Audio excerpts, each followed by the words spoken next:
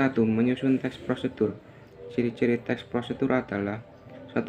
Pernyataan umum biasanya ada pada teks bagian atas. Tahapan kegiatan biasanya ada teks bagian bawah teks.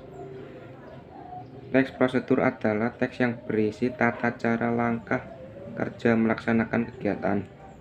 Tahap-tahap menyusun teks prosedur. 1. Menentukan topik. 2. Menyusun kerangka teks. 3. Mengumpulkan bahan dan informasi.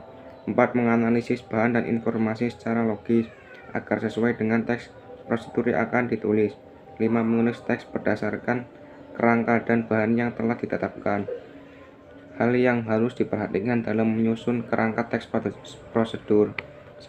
Gunakan bahasa yang sederhana dan mudah dipahami. 2. Urutkan perintah secara jelas.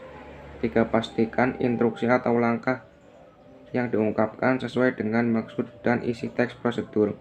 4. Langkah lengkapi dengan gambar bagan atau denah yang diperlukan. 5. Pastikan pembaca dapat memahami isi teks dengan baik. Pernyataan dalam teks prosedur. Pernyataan yang digunakan harus dapat menjelaskan maksud dan dari isi teks.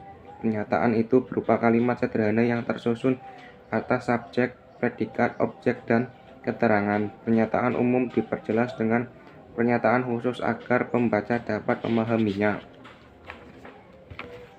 Struktur teks prosedur. 1. Tujuan. Tujuan adalah hasil akhir yang ingin dicapai setelah melakukan kegiatan sesuai urutan dalam proses. 2. Langkah kerja adalah cara yang dilakukan secara urut untuk mencapai tujuan yang telah ditetapkan. 3. Penutup. Penutup adalah pernyataan akhir yang harus diikuti dan dipahami pembaca. Kaidah teks prosedur. 1. Menggunakan kalimat perintah dan berita. 2. Menggunakan langkah kerja. 3. Menggunakan benda dan pelaku.